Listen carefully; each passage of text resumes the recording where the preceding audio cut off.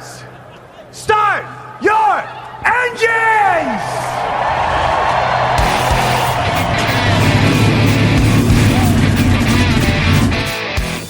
Hit the pace car!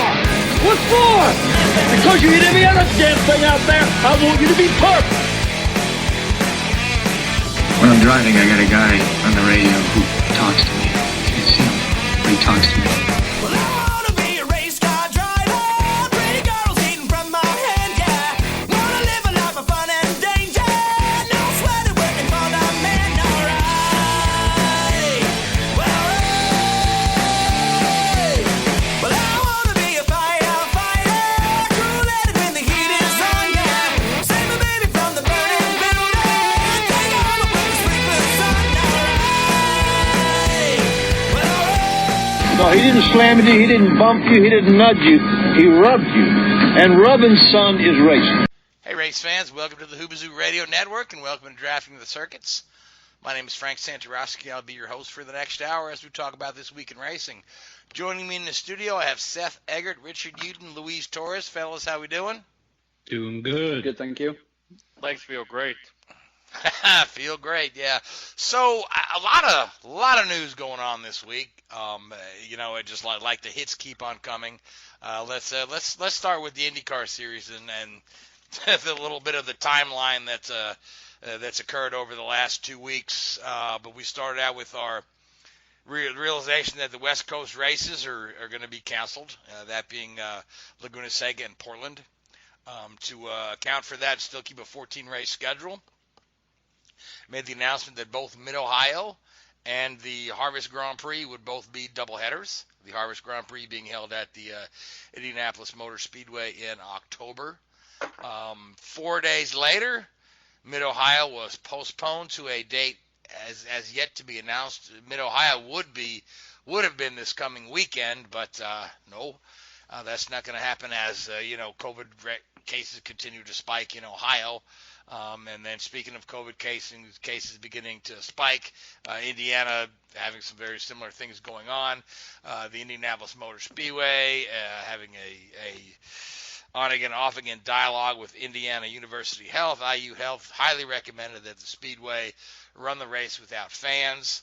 The Speedway released a statement that kind of said, more or less, mind your own business is what the gist of it was. They had put together the plan to run the race with fans. 90 pages of documents that were sent to IU Health and the governor and all the local health departments and whatnot. Everything should have been a go. Fans began receiving their reissued tickets. Interestingly enough, Simon Pagenaud featured on the ticket a second time with a different picture on the ticket, which I thought was kind of funny because, Simon had his helmet on in the second ticket, which I was kind of wondering, is that a gentle reminder that face coverings will be required for the 500 this year? And then, of course, the other shoe dropped yesterday that the Indianapolis 500 will indeed run without fans. With deep regret, the Speedway announces we have to make this decision, blah, blah, blah, blah, which has prompted a myriad of responses from a lot of folks. So, Louise, I'll start with you. I know you were really looking forward to going to the 500 this year, and I was, I can tell you my roller coaster of emotion. But let's start with you. How are you feeling with this? You believe this is the right call, or could something else have been arranged? Well, first off, not just the 500, the West Coast period. Being from the West Coast, Portland and Laguna are easy for me. Even Long Beach, when it was back before the pandemic, even was saying I was planning to do all those West Coast races again, which honestly, with this cancellation, the mic's going on and off. With this cancellation of crowds going to Indianapolis, running it with no fans, it's an absolute shame. It really is very frustrating, to say the least, because we had hoped that this could be the largest sports gathering of the year since everything has gone down this year. But now without it, it might be the wisest decision, But for the traditionalists, the purists, the ones who have been there for many, many years, decades upon decades, this is a sad tale for those guys. Businesses are going to suffer, especially those local restaurants that thrive on having folks come down to their joints, have food, have a good time, and they may make it out to the next year with great revenue. Now they're going to be impacted, and it's very disappointing to see that for sure. And as far as the West Coast is concerned, the last time any form of American open wheel racing, whether it's AAA, USAC, CART, Champ Car, IRL, IndyCar Series, last time they have not made the trip out west was 1946. State of California, 1947. It's an absolute shame, the dark period in my book for IndyCar, because now the question is, could we be seeing Gateway as the final race of the championship trail? Who knows? Who knows? And then of course, then there was somebody had floated a rumor, somebody named Jenna Fryer from the AP that Gateway was also going to run without fans, but it was quickly refuted by folks at Gateway. They're like, absolutely not true, fake news. So, but that's a developing story. But let's talk about the 500, and the myriad of different reactions that folks are having. Some folks they're fine with it. They say, okay, this is the best thing to do. Penske's in a hard situation. Another reaction is this is all at the hands of IU. And I had read a little undercurrent that IU had actually threatened to withhold medical services, ambulance, and the medevac copter to the track if they were going to run with fans. Somehow I can't see somebody in the medical profession, with the Hippocratic Oath and all that, actually doing that. Though they could have sourced those services elsewhere. I really can't see them doing that, but I feel like IU's recommendations were a strong part of the decision, and I think IU was putting that pressure on not only Roger Penske and the Speedway, but also the mayor and the health officials and whatnot. So there's that. And then there's an undercurrent of fans who say we should just cancel the thing. A 500 without fans is not a 500. And to that I say, there's still for these smaller teams. There's still that sponsor exposure because we're still live television on network television, NBC. We should realistically have a larger TV audience than ever, seeing as how all the folks that would have been at the race will have their TVs tuned in.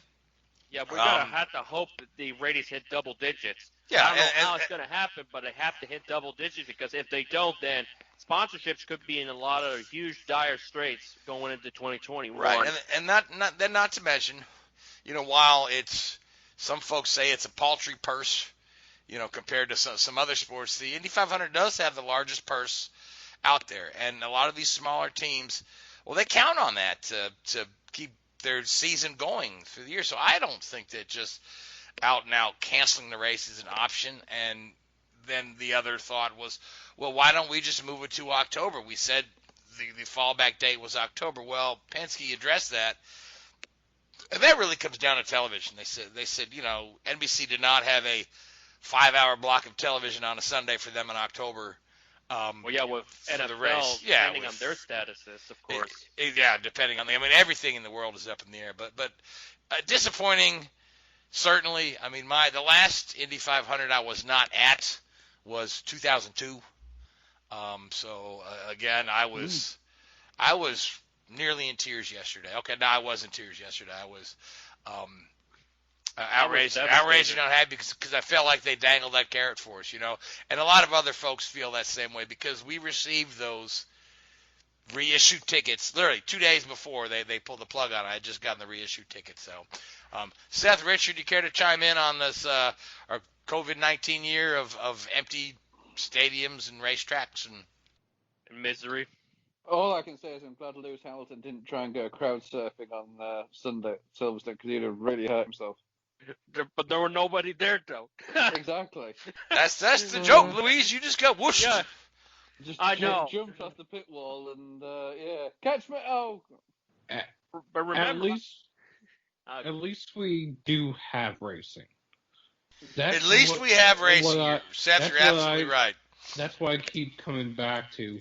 I mean, let's look at, for example, granted, I know we're a racing podcast, but real quick, at what's going on in Major League Baseball, how their season is in jeopardy, maybe a week into the season because of decisions that some people made. Meanwhile, in NASCAR, we've had, I think, 4 cases, 3 crew members and Jimmy Johnson and Brendan Gaughan. So actually, that'd be 5. In F1, right, Jimmy, I believe we've had what? Jimmy recovered rather quickly. I mean, it didn't seem like 2 weeks. So, well, the thing is, his wife also tested positive.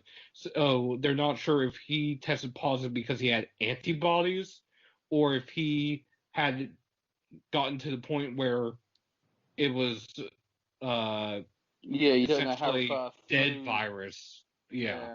yeah, we're not medical professionals, but yeah, and I have, and there is such thing as the false positive. I know there's a big flap in the NBA, or I'm sorry, the NFL right now with a quarterback who had a false positive.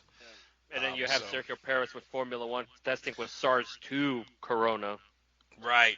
So, speaking of Jimmy Johnson, though, while we're on that subject, before we turn our attention to NASCAR, Jimmy Johnson did finally get in his IndyCar test, running a couple hours in Felix Rosenqvist's car at the Speedway. I thought he'd run more than a couple of hours, didn't he? From what I heard, he was half the there day, all day. I guess, right? So it was pretty much all day, and it was kind of a topsy-turvy, as you would expect, kind of going through the learning curves. He went off a couple times, but fortunately, if there's any positive out of the IndyCar side, I think it's definitely that one, because it's been a long time coming, for sure. Because remember, before everything happened, it was supposed to be a McLaren test ride at Barber. Then it was supposed to be after the Brickyard 400, and now we're down to here. And fortunately, that's happened, and I think it's brought more sparkling interest of whether or not we'll see Johnson in an IndyCar road course as early as next season. Right, and by Johnson's own account, he said, I believe his exact words were, "Sign me up for more." He really enjoyed running the car, and then to the point, Scott Dixon was there on hand to help with some coaching, and of course Chip was there as well as all the rest of the Ganassi crew, and they all had really good things to say about Jimmy and his work ethic coming into the thing. This was not a publicity stunt. This is a tryout. Jimmy is serious. He would like to run some road course races in the IndyCar series in the near future. And now with the windscreen, he's backtracked a little bit on his decision that he doesn't want to do any ovals.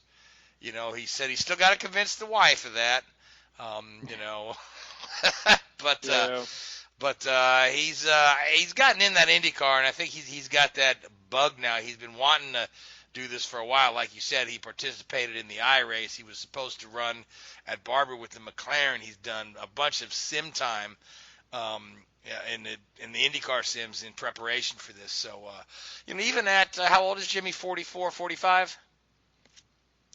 He's right around up there. I think, what was he, like 70? He was 76 or 78 the year he was born. 77, somewhere around there. It's in the same age range with Ryan Newman. So he's roughly the same age as guys like Tony Kanaan and Elio Castroneves, Dario Franchitti. All those guys are all born late 70s. So he's he's no spring chicken, but like most race car drivers, he's very fit and he stays very active. And he keeps his skills sharp. So a lot of folks want to call him a has-been in NASCAR. But even if you look at his results on the track, which he mind you, he hasn't won in quite some time. But I would say he's far from a has-been, because he's up there dicing near the front more often than he's not. So he's doing a lot better this year. He's having a good year, yeah. Luck. 75, by the way. That was the year he was born. Oh, he's old. So he's 45. Gonna be 45. He'll be 45 next month. Okay, well, we'll have to make sure we remember to wish him a happy birthday next month. So, that being said, well, we're back to talking about at least we have racing, and racing with no fans versus racing with fans.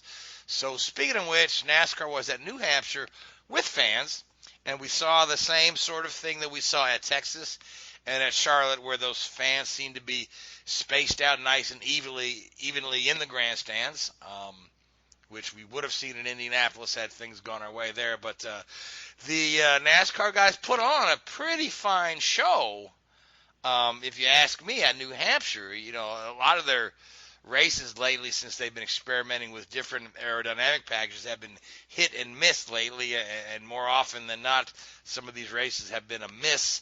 But I would say New Hampshire was a hit. What do you say, fellas? I would say it was a hit, maybe except for 2 drivers, but it was a hit overall. Kyle Busch had a pretty big hit as well. Yeah, Didn't Kyle Busch had a hit. Yeah, 15 laps in. Yeah. Matt Kenseth had multiple bad rushes. Jeez, To the was point like- that Chad Johnston is like- no longer the crew chief after all that.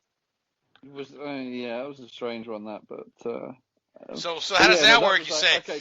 golly, I Well- keep hitting the wall. Fire the crew chief. Well, Right. honestly, for Convenient excuse, I Kenseth, think.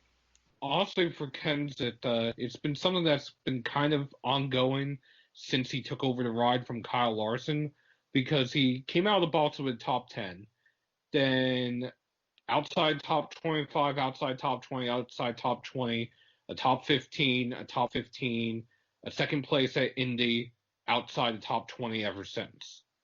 So the performance really hasn't been there either. So I think New Hampshire was a little bit of the last straw, so to speak. Yeah, it was the breaking point. Yeah, but you know, even when Larson was in that car, nobody ever accused them of being very consistent. No, they were never consistent. Just I think saying, before yeah. everything that happened, So wasn't maybe it is time worth the time point for a change to see what some new blood can do with that car. Yep. I think hopefully it bodes well, but time is running out for Kenseth to have at least one true all-around glory as far as race performance-wise. Like, none of the strategy, none of all that outright performance, which he hasn't had. I know he finished second in Indy, but a lot of things fell into his favor over time, but we're talking about a whole big race. I hope that still happens. Maybe with a new cruise ship, something will change, but hopefully it's not like what we're seeing right now with Kenseth, because it's just been an absolute struggle for a team that before the pandemic, if I recall, wasn't in the top 5 in points or so. I think it was, and on top of that, he is also racing for his ride next year, because right now the 42 would be one of the few open competitive seats aside from the 48. And Is he really great? You know, does he really want to drive again next year? well, We're talking about a guy who's already retired once. Yeah, I mean, So well, maybe but he's he like, didn't you know retire what, by I'll do choice, though. He didn't retire by choice. He got pushed out because of lack of sponsorship. I'd be amazed if they offered him the ride. I mean, they've got, you know, what sort of, and I'm not being funny here against him, goodness me, he's a damn sight better driver than I am. But, you know, what example does it set, you know, to the team if they're trying to sign somebody who's already retired once? And they've got another, you know, they've already got an experienced driver there in the sister car. So, you know, I would have thought they'd look for somebody young and up and coming, like Bubba Wallace. Which they supposedly are looking at Bubba, especially because McDonald's is one of Bubba's sponsors, and their main sponsor, or McDonald's main sponsorship deal, is with Ganassi. So there has been talk this past week that Bubba might be entertaining an offer with Ganassi, and he also has an offer which would include, I think, 20% ownership stake at Richard Petty Motorsports as well. yeah, that one seemed a little out of left field for me. Yeah, especially because considering he's a young I driver. mean, if nothing else, Bubba's still a rather young guy on his way up. You know, and usually this part ownership of a team is something that guys look into later in their career. No, I just Gordon, is he? It's not like Exactly, Jeff yeah, Gordon he's or not- even Marco Andretti these days. Exactly, yeah. Two very good examples of guys. Yeah, but to me that one surprised me that we're looking at. Again, Bubba's a young guy. Yeah, he's in the news a lot, but his at the end of the day, he doesn't have a ton of solid results behind him, and At least in Cup. at least And in that's in part- yeah, that's true. and At least in and Cup, that's- but And that's in part because of the equipment that Petty has had due to the lack of sponsorship that they have had. So, basically, I look at it as Petty possibly trying to set up a marketing plan based around Bubba for years to come, which might be why they offered him part ownership, because if he owns the team, he's not likely to leave. certainly, yeah. But I mean, again, like you say, Bubba is marketable to a certain extent. He's right now he's a little controversial right now, but I think at the end of the day, he's still a marketable talent, and I think he attracts sponsors. I mean, McDonald's isn't funneling money over there just for no reason. They like Same with Coca-Cola. Coca-Cola, yeah, those are all high dollar companies, but but if McDonald's consolidate their money and put Bubba Wallace in the 42, poor old Richard Petty's out in the cold. So, Now, go ahead. say Bubba goes to the 42. Who goes to the 43? Do you think a Ross Chastain or even a Clint Bowyer goes to the 43 by chance? Well, if it's not them, I'll throw this wild card out there because of Levine Family Racing shutting down. If you move Christopher Bell somewhere into Toyota camp because of his deal with Toyota, he would either be bumping out Hamlin or Eric Jones. And it's obviously probably going to end up being Jones, because I do not see how Hamlin gets pushed out, considering he's having his best 2 years of his entire Cup career. I agree with that, but at the same time, if Hamlin can't win the championship this year, similar to how Logano and Keselowski and a few others over recent years, and Harvick, how they were with the same team for almost a decade, if not 2 decades, leaving, going somewhere else, and finding success. All right, so guys, real quick, we were talking about a race on an oval, but suddenly we've gone on a road course because this conversation just took a bunch of left turns and right turns. I know. So, we were but talking about let's Kenseth's bad let's day. get back to the race just for a moment, because we didn't mention, of course, that the winner of the race was It's Brad. ironic we were all saying it was a good race, and then we didn't talk about Well, yeah, we didn't even bother to tell you who won. So, no. So it was at the end of the day, it was a nice battle between Denny Hamlin and Brad Keselowski, with Brad Keselowski coming on top and leading the final 80 laps. Which afterwards, Keselowski announced that he's signed at least a 1-year extension to stay in the number 2 car with Roger Penske next year, which is great. It's I think that's a great fit. It's a great home for Brad. I think he does a good job for them. I think that team gives him solid equipment week in and week out. I'm quite happy with that. But that ends all the speculation for that seat. So, which can take us back to our other conversation about the open seats, because the other seat that I keep hearing is open is going to be that Clint Bowyer is going to be promoted from driver to working for the television, and the 14 will be open. Are you hearing the same thing?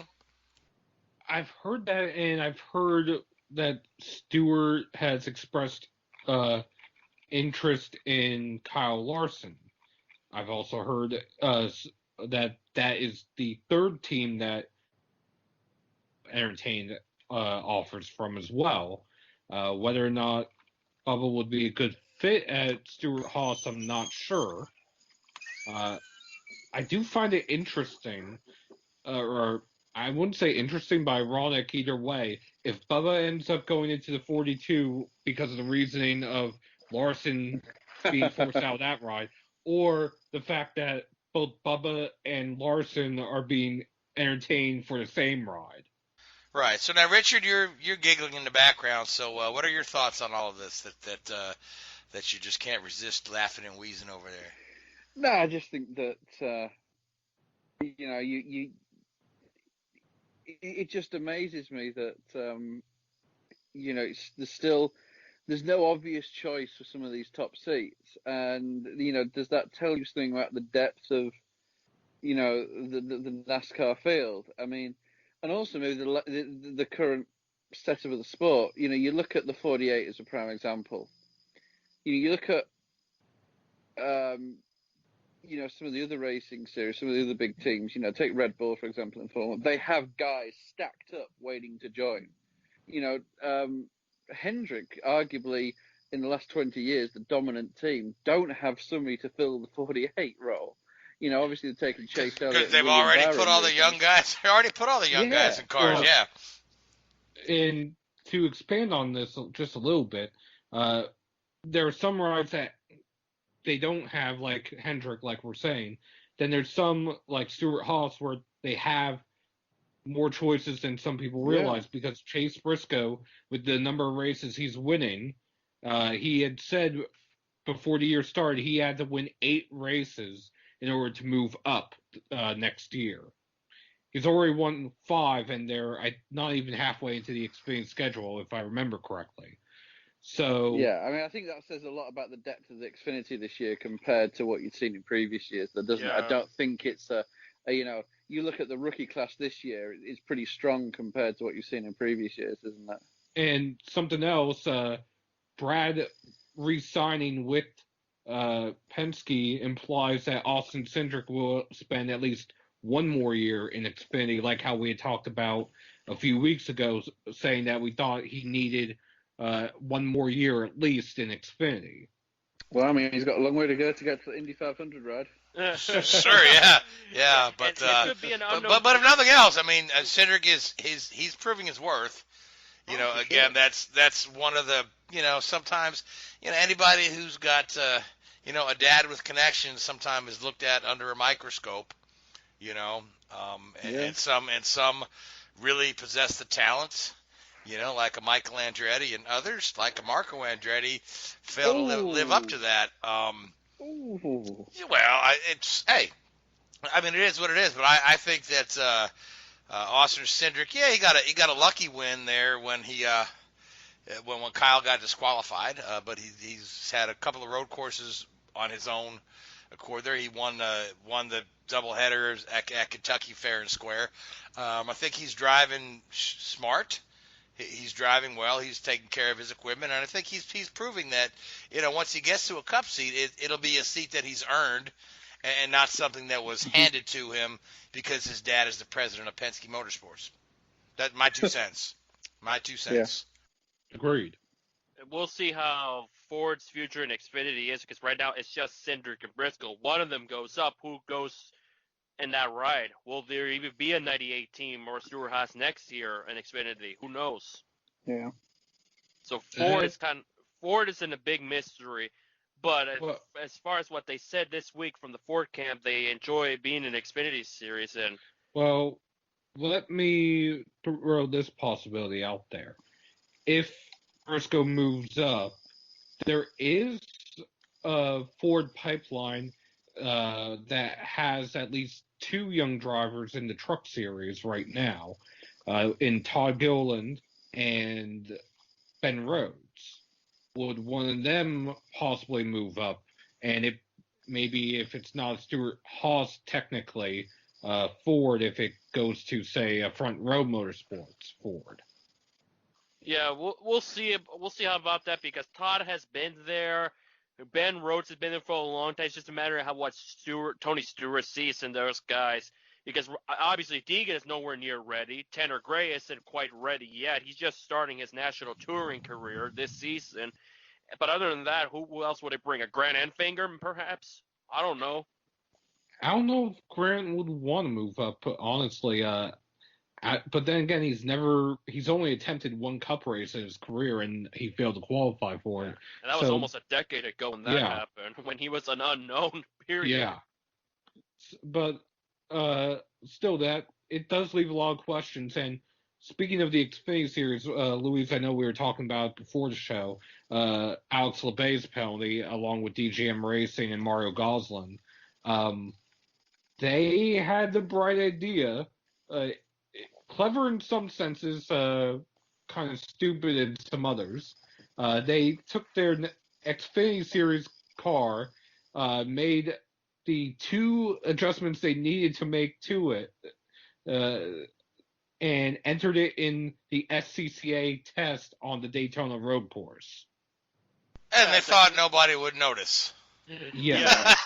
Yeah, that didn't last very long before a NASCAR official said, "I need to see you." My understanding is they made 7 laps before NASCAR got to the track, or by the time NASCAR got to the track, and made them park it. Yeah, it's a great idea to do testing where headquarters is right around the block. Yeah. Well, to be thing- fair, one DGM Racing, their headquarters is also right around the block.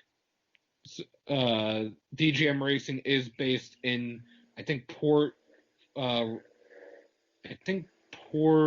I forget the name of the town, but it's in Florida, and it's maybe 5-10 minutes from the track. There's one Port thing Charles. you don't do. There's one rule that you don't do in NASCAR, and that's make NASCAR look stupid.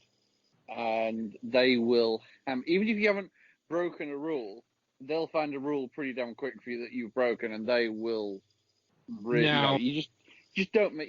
That's a surefire way to get Now, get in trouble. I know Mario Gosling and DGM are appealing. The penalty they ended up getting was 75 driver and owner points, and $50,000 monetary fine. The driver points would drop Alex LeBay from 16th in points to 21st in points. He would go from being about 80 points out of the playoffs to almost 150 out. Granted, there were 2 other teams also at Daytona that had entered cars in the SCCA test.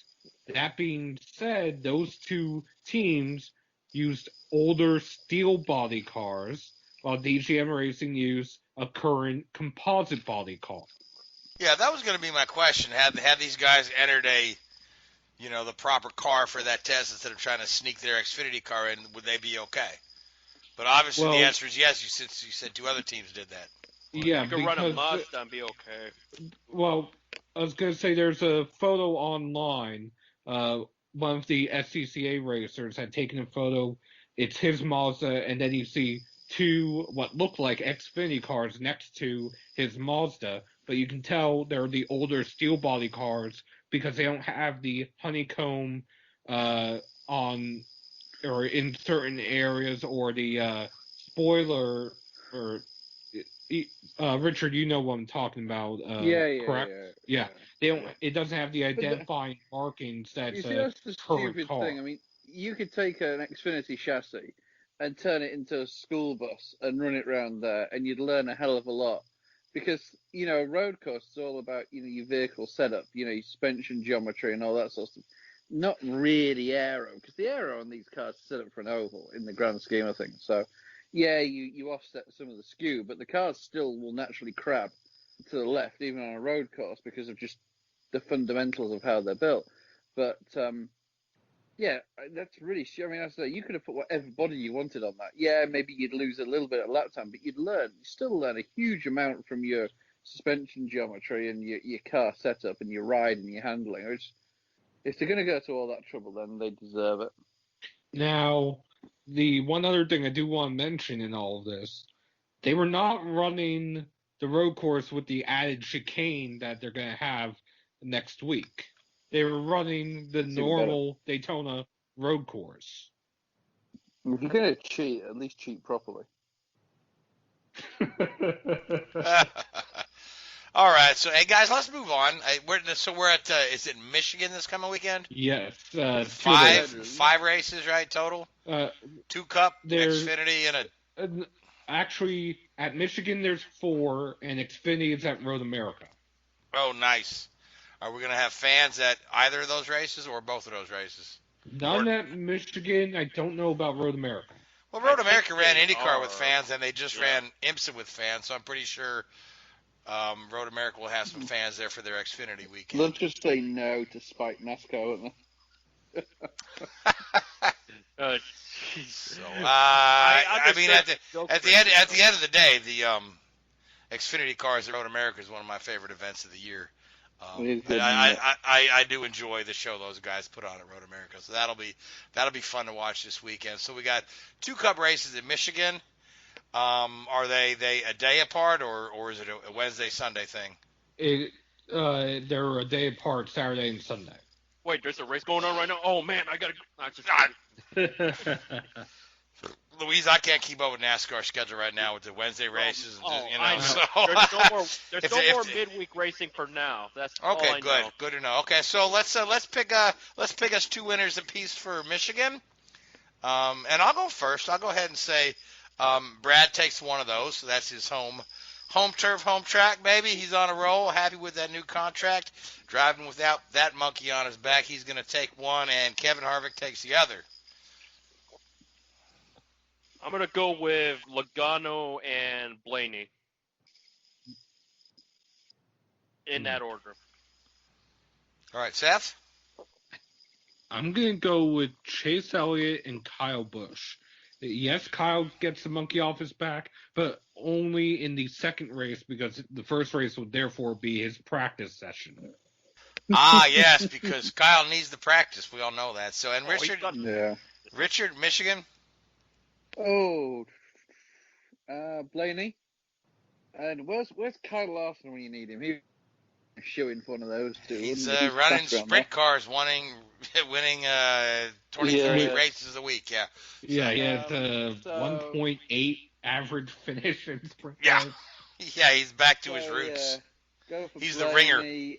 And Bowman. Let's throw Alex Bowman in there. Blaney and Bowman. All right, there you go. Yeah, So Richard, Formula One was in your home country at Silverstone this weekend, and we're at Silverstone again this coming weekend. This past weekend was the British Grand Prix. The next race is the 70th anniversary, and I've seen some really neat graphics and posters promoting that race. They've got one poster for each decade from the 50s, the 60s, the 70s, and so on, and a really, really nice job of promoting that. But at the end of the day, I heard the British Grand Prix described as 51 formation laps and 1 lap of chaos. So, Richard, I'll let you take it through us because, by gosh, we had some drama at the end. I think we had some drama in the middle of the week, didn't we, with Sergio Perez being quarantined back in Mexico, I think, or not, at least not allowed to race. I don't know if he'd actually traveled back from Mexico with the COVID-19 infection. So, Hülkenberg, just out of left field, suddenly got a call. He was supposed to be testing out the Nürburgring. Got a call from Otmar Schaffenau, I think could never pronounce the guy's name. Otmar, anyway, on the Thursday evening, saying, "Hey, do you want to come and race a Formula One car this weekend?" And was at Silverstone pretty shortly afterwards, and was racing out there. So he looked pretty good in practice and qualifying. He didn't show himself up. Unfortunately, had a bolt head shear off, and the car wouldn't start on Sunday morning, so he never got to race, which is a real shame. Hopefully, he'll be back in the car this weekend if Perez hasn't been cleared. And he can actually get some laps under his belt and show what the guy's capable of, because he certainly deserves it. So let me just ask you this weird question because it just popped in my head and I didn't notice it. Okay, Formula One drivers all have their own particular car number that is assigned and associated with the driver. Formula One did this a couple of years ago. So did they put the number 27 on the car? That okay, I was just wondering in a substitution situation. I think it's. I can't remember. I think it's 2 or 3 years after the number was last used, it can go back into circulation. And right. I just was wondering if you got to put your own number on the car if you were substituting. Yeah, the graphics guy at Racing Point must have been loving that on Friday morning. But yeah, I don't think we've recycled the number yet. But no, so there's one thing Silverstone is, and that is hard on tyres. It always has been, always will be. The nature of the track, high speed, high G. You look at that Beckett's section there. Very high lateral load through the tire, and even Cops as well, and Stowe. A lot of very fast flowing sweeping corners. They are high load on the tires, and we saw a couple of safety cars early on in the race around about lap. There was one off at the end of the first lap when Magnussen got out of shape in the Vale chicane, and Alex Albon, he put his nose in there, and Magnussen was still trying to get his car in a straight line, and they contacted, and Magnussen actually hit the wall pretty hard for a relatively slow corner, which brought first safety car out, and then a few laps after that, Danny Kvyat had a massive accident in the Beckett section where I think at first he thought it was his own fault, but he had a right rear wheel failure, which pitched him into the wall at very, very high speed. And, that brought out another safety car. And on that safety car, I think it was around about lap 12, 13, the teams decided to pit and go onto the hard tyre, which was the best race tyre. Now, I'm paraphrasing the numbers here off the top of my head. Pirelli said the tyres were good for 40 laps, but the teams tried to push them for 45. And, Mercedes just pushed the tyres too hard. And throughout the race, you saw that, Bottas kept Hamilton honest to a certain extent. He'd get to within that sort of second and a half gap, and then Hamilton had put in a couple of fast laps to open the gap up again. And the accordion effect over, 20 laps or so. So, these guys were pushing the car hard. And then throughout the last 10, 15 laps, Bottas was coming on the radio saying he's feeling a vibration. It's not a flat spot, but he's certainly got a vibration coming from the left. And you could see on the onboard TV coverage that front left was looking angry. It was blistering up. It was... you could see that there was big chunks flying off it at times, and under these high loads, and that's not looking too happy. And then with 3 laps to go, the tyre delaminated, and the wall, or the transition from the wall to the tread of the tyre fails, and he has to come into pit. And that happened literally as he was going across the start finish line. So he had almost the whole lap to run on 3 tyres. And, he ended up dropping down and finishing outside the point. So at this point, Red Bull are like, well, okay, we can pit. We'll come out ahead of Leclerc, who was then inherited 3rd, and we can go and get the fastest lap. So that's what Red Bull did. Unbeknown to them, Hamilton has exactly the same tyre failure as Bottas on the last lap.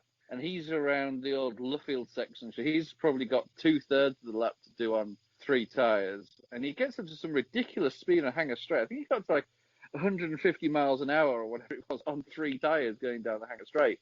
So it's just purely a story really of tyre mismanagement. People pointing fingers at Pirelli, and it's like, well, Pirelli did nothing wrong. They spec'd the tyre. They told them how good it was, how long the life was. And there's other combinations of factors here. There's camber, there's tow, there's pressures, lots of other things here which go into, taking effect here. But both Mercedes, pushed the tyres too hard and they failed. And I think Sainz had a similar failure as well. So I don't put any blame on Pirelli there. It's purely down to the teams not heeding the advice that the tyre manufacturer gave. Well, I was actually reading a story yesterday in which one of the Pirelli bosses was quoted as saying that these were the most extreme forces that an F1 tire has ever been exposed to. And I remember sitting there thinking that the 2005 U.S. Grand Prix in Michelin would like to have a word with him. Well, that one wasn't necessarily the loading. That was the extremely abrasive nature of the track surface, which, now, if I remember rightly... But at the same time, where I'm trying to go with it is you had only a handful of tires fail at the British Grand Prix versus almost an entire series not being able to race because they misjudged the surface.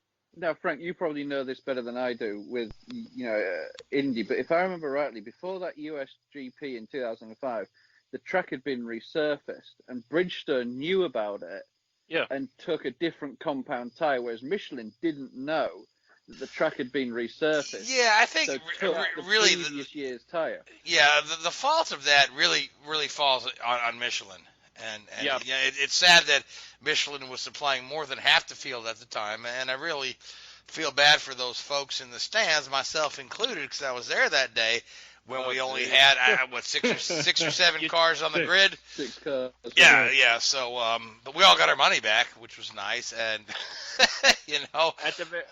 Also, don't forget, is it like Bridgestone and Firestone the same thing, just from different Yeah, same countries? company. Yeah. They're the same. They're the same parent company. And speaking of Firestone, okay, I'm just gonna throw this out there that this couple days ago, August 3rd, 1900, was the day Firestone Tire and Rubber Company was founded. So Firestone is celebrating 120 years of being a company and making tires. And I just thought that was pretty neat.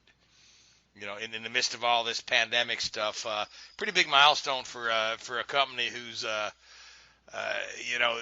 been in motorsports on and off, but their association with the Indy 500, with a few gaps, particularly like through the 80s and whatnot, they were the tire on the very first Indy 500 winner, and they're the probably the most vital and valued partner to the series right now. So 120 years, that's pretty good stuff for a company. Speaking of Firestone, as long as we're talking about tires blowing up, and Richard, you're laughing again, so.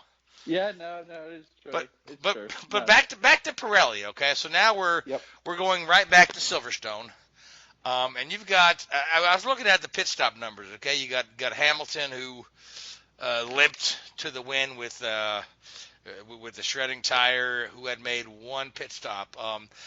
Do you think Formula One will jump in and mandate shorter pit windows and say you need to do at least 2 stops, or are they gonna take more of a hands off and let the teams try to fend for themselves? I know they're taking different tire compounds to Silverstone this weekend deliberately because teams learned so much about them last weekend. They don't want to make the racing even more processional. But they are going with a softer set of tires. Ironically, the white hard tire that they had at Silverstone this last week was the hardest tire they have available to them in their 6 tire range. So I think they're going down at least 1 step, maybe even 2. Okay, so by bringing a softer tire, that essentially forces 2 stops. 2 stops because you'll just lose the grip. Yeah, I got No way you're going to do 1 stop. No way anybody's going to be able to do 1 stop this weekend, which is good.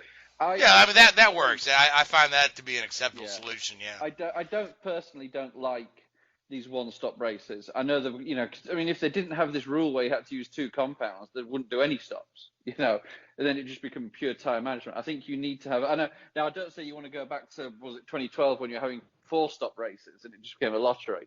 But I think, somewhere between a 2 and a 3-stop race, I think, creates that bit of excitement and, allows the driver to push reasonably hard. It creates another variable, if you like, that we don't always get to see. Because these 1-stop races where, it's a 50-lap race, they start on the soft tyre, lap 10, they get, pit from soft onto hard, and that's it, race over, whole station for the next 40 laps, isn't really great for the sport.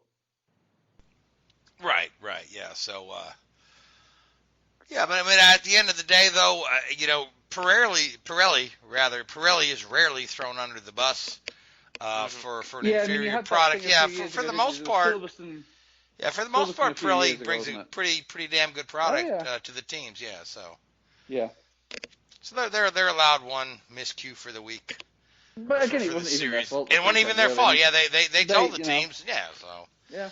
What are you going to do? It's like, don't play on the train tracks. And when you play on the train tracks, what happens? You run over by a train. You get by a train. Yeah. Exactly. Yeah. Geez, who would imagine that? So, do we have any word on Perez? Is he going to be back for the second race, or is that still up in the air? Based on the government's travel policies in the UK, I don't think he can travel. So by sounds of that, he's not in the UK. I think he's still in Mexico. So is Hulkenberg back to Mexico? I don't know, but whatever. So is Hulkenberg still in the frame for that ride? Yeah. Okay. And there's also something going around that Paul di Resta is on reserve for McLaren just in case either Norris or Sainz. Yeah, that was a weird. I saw that news story today, and reading it is a non-story because all it's saying is that McLaren have an agreement with Mercedes, as Force India do. Racing Point do. That Stoffel Van Dorn and Esteban Gutierrez are the two reserve drivers for Mercedes. Now, Van Dorn's in Berlin for the Formula E, and it just said Gutierrez is unavailable. So he doesn't have super license He points. doesn't have super. Yeah. Oh, okay. So He there you doesn't go. have his So super it's like, well, license, they so- need somebody who does, and Paul di Resta is going to be there because he's doing his Sky TV work in the UK, and all he had to do was go to McLaren and get a seat fit. You know, that was the most non-story I think I've ever read coming out of motorsport press for a long time. I figured it would be. Yeah. I mean, if nothing else, it's just precautionary to make sure you have a backup guy just in case. Exactly. You know, I mean, it's just that was worst the case scenario headline on planning. some You know. websites. It was like, I mean, I was thinking, maybe, you know, Lando or Carlos have missed a test or have come back with a inconclusive test result. This is interesting. No, it's not interesting at all. It's just Norris. like saying Bob turned up to work this week or something. You know, it was like, Yeah. okay. So let's talk about Kimi Räikkönen, who's announced his retirement. That's Again? news to me. Nope. That's news. I That's swear news to me. I read that yesterday. Kimi's going to retire at the end of this year. That is Not that is on any of the motorsport. I haven't heard of publications. that. Even as gloomy Tuesday was with all the Indy 500 stuff and whatnot, I did not see anything related to Raikkonen. No. If anything, Lewis Hamilton winning on 3 wheels was probably will be his iconic, legendary moment when it comes to the highlight reels. Because when I look at all-time greats in motor racing, there's always that one highlight reel that people will remember them by. I feel like that one could be it, along with Interlagos 08. But this one, this past Sunday, was all on his own compared to assistance from others, Timo Glock. Okay, so I'm just trying to find the news story. So, and I think it is just a sensationalist headline.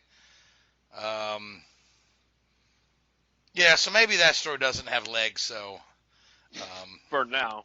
I was like, I don't know. At some point, but you know, I don't think this year. And I guess Kimmy's comment was, it's more like a hobby for me. So obviously, I don't need to do it if I don't want to. What's rather music? His radio was great on the weekend, wasn't it? I don't know if you heard it, like when he was like that box. No, stay out. It's like, wait, it's a bit too late for that.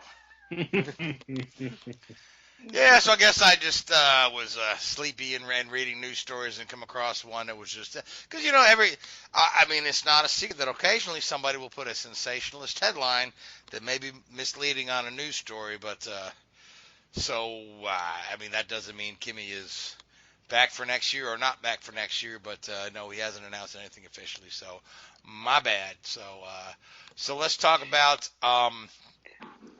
next week at Silverstone. We're there again.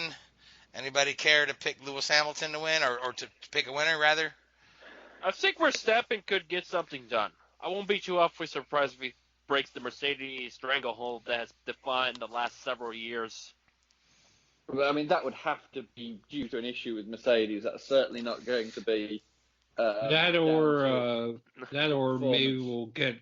maybe we'll get some weather to play a role in. I mean, mean, I don't know. That's the only way I could see it happening. Yeah. Yeah, you gotta say, I think the only people that could beat Mercedes is Mercedes. Mercedes, yeah. Yep. So if they have a couple of horrible miscues or some bad strategy, that could open a door for somebody like a Max Verstappen to or tire sneak problems, in there, who knows? or tire problems. Yeah, but or maybe even Leclerc. But I think Vettel is so Vettel's so Vettel's far. at sea, isn't he? Yeah, he's. So we can say a little bit more confidently that they could go undefeated this season, Mercedes. I mean, yeah. I'm not ready to say that because it depends on. I mean, they've gone through every kind of track, haven't they? You know, there's no extreme tracks this year. So there's no Monaco, there's no Singapore, which have There's no typically been Baku. their weaker track. They've been fast around Silverstone, which is a high-speed track, as similar to a Spa or a Monza. They've been fast round Austria, which is a point-and-shoot track, and they've been fast around Hungary, which is a slow track. What about Mugello, since they wouldn't have any data there? They'll have data. They'll find some. I mean, outside that, the only way I could... as well, the place in the Algarve. But again, this is my point that I've said this so many times. Everybody talks about, you create variables and, it gives the smaller teams a chance. No, it doesn't. It means that the teams with the most money can do the most simulation. Mercedes will know their setup for Mugello and Portimao, or whatever it's called, the one in the Algarve. They'll know their setup now. They'll have run thousands of lap simulations of that place already. And they'll be within a single-digit percentage of setup configuration before they even get there. Now, maybe normally they're within less than 2% setup configuration when they get to a track. So maybe there'll be a little bit more work for them to do on a Friday for those places. But they'll be more dominant, I'd say, going there than they would be to a normal track because of the resources they have available to them to do the simulation work. And outside of the fact that those are new tracks, the only way I could see Mercedes not winning is if they get caught out due to weather, maybe misjudging when the weather is going to get there. That's the only other way I could see them not winning the entire season. Yeah. Okay, so I think they're going to be... This is an interesting trivia question. Okay, so has any team gone undefeated in Formula One before? I want to say McLaren. No. McLaren came very close in they won 15 and 16, but Ferrari won. Ferrari won in Italy, but was there a season in the late 50s where? I don't think so. Nobody's gone undefeated. The closest one was definitely McLaren until Jean-Louis Schlecher decided to. Well, it was 50% Senna and 50% Schlecher that led to them to a Ferrari sweep in '88 in Monza. But as far as Ferrari, I could have swore McLaren might have won some of those, maybe one or two. But I feel like the way things are going right now, it's possible. Here's a question I have then about this trivia question. Because like you said, in the 50s, technically speaking, Indianapolis was a championship event, but it also wasn't. Am I right? Yes, I think that's the rub there. Because if you look at the 1950 season, right, all the races were won by Giuseppe Farina and Fangio, and they were teammates. However, Johnny Parsons won the Indy 500, which is a points-paying race towards the championship. But however, all the Grand Prix were won by the same team. And similar story in 52. Outside of Indy, they were all won by Ferrari, whether it was Ascari or Taruffi. And I'm looking at the stats right now. Right. So like I say, you got they throw those Indy 500 winners in as. But there were. But also, you got to look. And also you look at the World Championships from the early 50s. It was like 8 races or something, wasn't it? Yeah. Yeah. What you'd consider to be the series that you have today. Well, that's the interesting thing. Those guys would race 17, 18, 19 times a year, but only like 8 would count towards the World Championship. Yeah. Which was I don't know what the criteria was at the time for deciding. Well, this is a World Championship race, and this is just a trophy race. So, but different times. But I mean, Mercedes could certainly set a record that will stand for a long time if they truly win every race this year. And it would be a shame in a way if they did this season, because in 50 years' time, every sport, we're not just talking motorsport here, but every single sport, there'll always be a little asterisk next to this season, won't there? Yep, like the Patriots. Yep. Yeah. Yep. I think there will be even with NASCAR, especially because of doubleheader weekends. And I would even throw in the Daytona Road Course because it wasn't a race that was originally on the schedule. Well, plus the fact that there was no practice or qualifying, which Yep. sort of changed the game a bit, I guess, right? But yeah, I mean, so it's unprecedented. Sorry, we've obviously got Kyle Busch's PR representative on the phone. Yeah. Anyways, at least ARCA got qualifying. Oh, wait, wrong sanctioning body. no, yeah. ARCA is owned by NASCAR now. I know. Remember that. I know that, but and they don't have qualifying every week either. well, I know I'm talking about regionals. They have qualifying. It's all they have is qualifying, and then they race, and then they pack up and go home immediately after. Mostly. All right, so but yeah. So guys, we are out of time. So this weekend you can tune into the 70th anniversary Grand Prix in Silverstone, and you can watch a couple of Cup races at Michigan as well as Xfinity out there in Road America, and I have the Truckster in Michigan as well, right? Yes. And ARCA. Yes. And the Indy cars will be preparing to get ready for practice in Indianapolis. The track opens on August 12th for practice, and Fernando Alonso is made his plane trip over. He's on the ground in Indianapolis, and he's there and ready to go for you international folks that are interested. But we are out of time, so I want to thank you, Louise, Seth, Richard. I want to thank the Hoobazoo Radio Network, thank iHeartRadio, Spreaker, and Google Podcasts. I want to thank all you folks who listen to us. Until next week, good night. WHOOBAZOO, that's Hoobazoo.com.